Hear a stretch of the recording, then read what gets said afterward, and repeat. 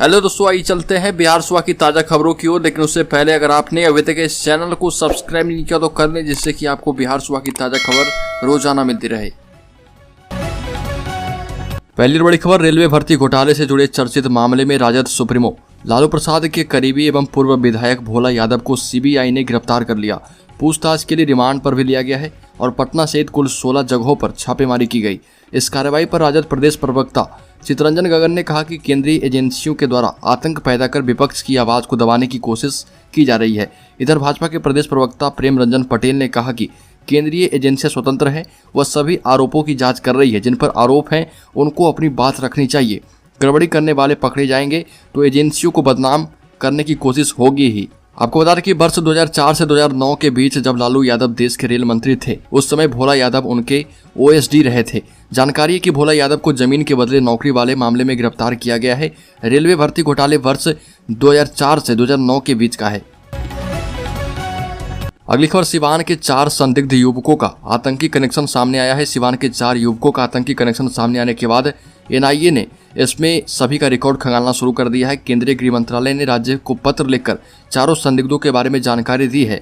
पत्र में बताया गया कि ये सभी जैसे मोहम्मद और लश्कर मुस्तफ़ा के लिए काम किया करते थे। सिवान एसपी कार्यालय से भी पत्र जारी किया गया है। अगली खबर, झारखंड के बाद अब बिहार में भी मुस्लिम बहुल इलाकों के स्कूलों में नियमों को दरकिनार कर रविवार के बदले शुक्रवार को छुट्टी दिए जाने का मामला गरमाया है। बिहार में इस मुद्दे पर सत्ताधारी राष्ट्रीय जनतांत्रिक गठबंधन के नेता एकमत नहीं दिख रहे। भारतीय जनता पार्टी जहां शुक्रवार को छुट्टी दिए जाने के खिलाफ है, वहीं जनता दल यूनाइटेड के विधान पार्षद खालिद अनवर ने कहा कि अगर जनता चाहती है तो जुम्मे के दिन छुट्टी देने में हर्ज नहीं है। मुख्यमंत्री नीतीश कुमार के ये एमएलसी पहले भी विवादित बयान दे चुके हैं। पिछले साल भी इन्होंने मोहम्मद अली जिन्ना को स्वतंत्रता सेनानी बताकर विवाद खड़ा कर दिया था। अगली खबर, बिहार से आगे बढ़कर यूपी झारखंड तक बढ़ेगा जांच का दायरा। आतंकी प्लान का हर राज उगलवाएगी एनआईए की टीम। फुलवारी शरीफ आतंकी मॉड्यूल की जांच का दायरा बिहार के साथ उत्तर प्रदेश, झारखंड समेत कई राज्यों तक पहुंच गया है। बिहार के अलावा इन संबंधित राज्यों के राष्ट्रीय जांच एजेंसी एवं आतंकवाद निरोधक दस्ते एटीएस के अफसरों की भी जांच में मदद ली जा रही है। बिहार में बढ़ते आतंक के मामले के बीच एनआईए के आईजी ने पटना में बिहार एटीएस के वरीय अधिकारियों एवं एनआईए की जांच कर रही टीम के साथ पूरे मामले की समीक्षा की। पॉपुलर फ्रंट ऑफ इंडिया आतंकी संगठन और गजवा हिंद मामले में अब तक गिरफ्तार 5 आरोपित और उनके सहयोगियों का पूरा रिकॉर्ड देखा गया है।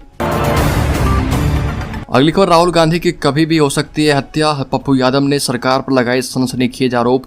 नेशनल हेराल्ड केस से जुड़े मनी लॉन्ड्रिंग मामले में राहुल गांधी और कांग्रेस अध्यक्ष सोनिया गांधी से लगातार पूछताछ हो रही है। इसको लेकर कांग्रेस लगातार प्रदर्शन कर रही है। बिहार में भी कांग्रेस नेता इसका विरोध कर रहे हैं। लेकिन इस बीच पूर्व सांसद और जन अधिकार पार्टी के अध्यक्ष पप्पू यादव ने केंद्र सरकार पर सनसनीखेज आरोप लगाए।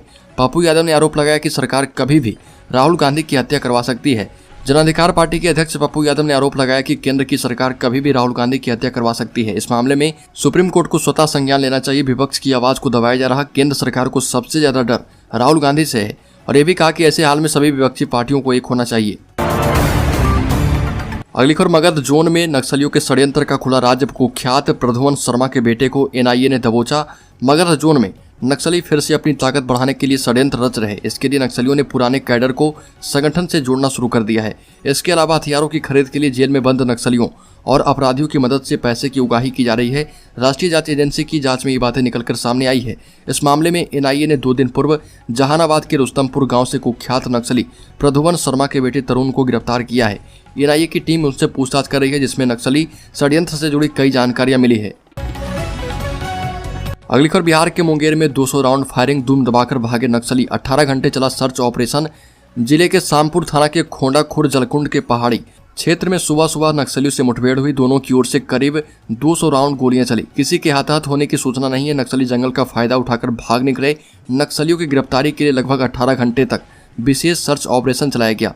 एसपी जगन्नाथ रेड्डी जल रेड्डी ने बताया कि खोंडा खुर्द जलखंड और नक्सलियों के दस्ते होने की सूचना मिली थी। सूचना के बाद एसएसपी अभियान कुणाल कुमार के नेतृत्व में जमालपुर एसटीएफ कोबरा बटालियन 207 के जवान के साथ शामपुर थाना के जवान पहुंचे। अगली खबर, पटना समेत बिहार के 11 जिलों में वर्षा और वज्रपात का अलर्ट है।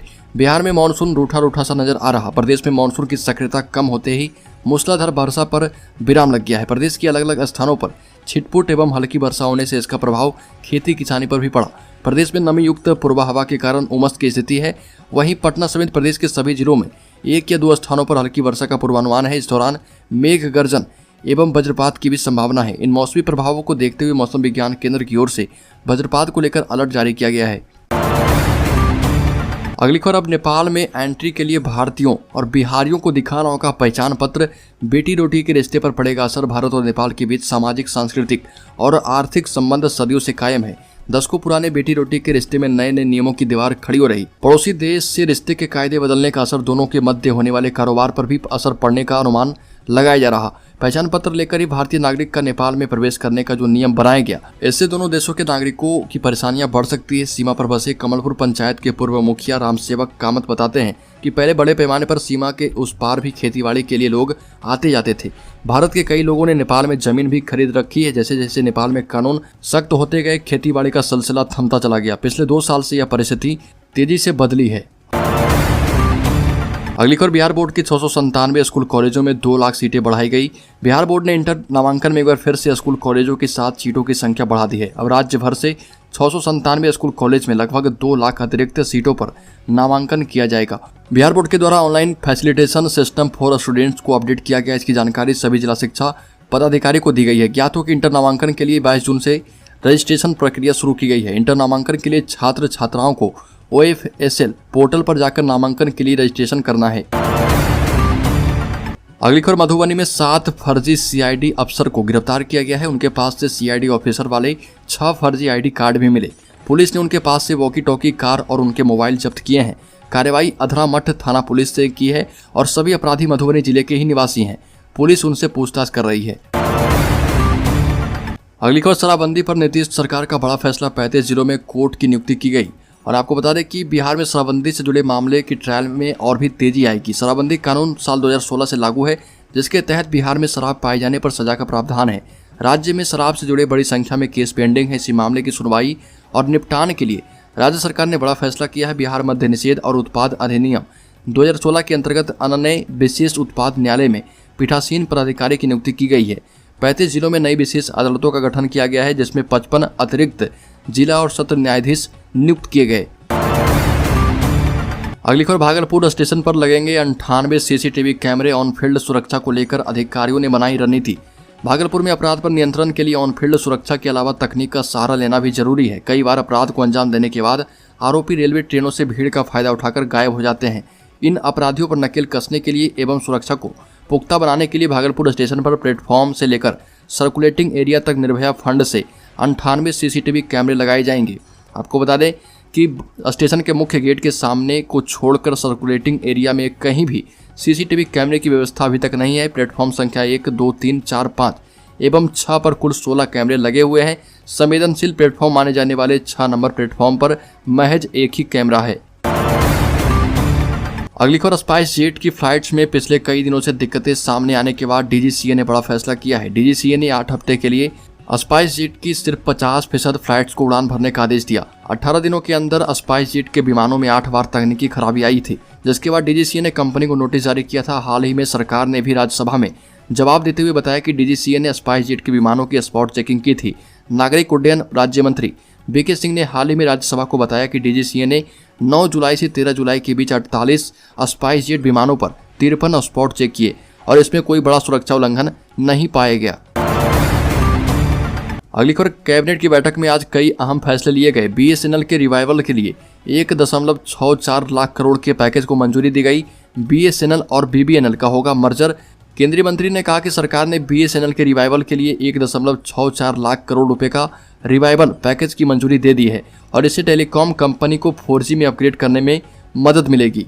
BSNL और BBNL का मर्जर होने से अब देश भर में बिछे BBNL के 5.67 लाख किलोमीटर के ऑप्टिकल फाइबर का पूरा कंट्रोल BSNL के हाथों में आ जाएगा। सरकार अगले 3 साल में BSNL के लिए 33,000 करोड़ रुपए का बॉन्ड जारी करेगी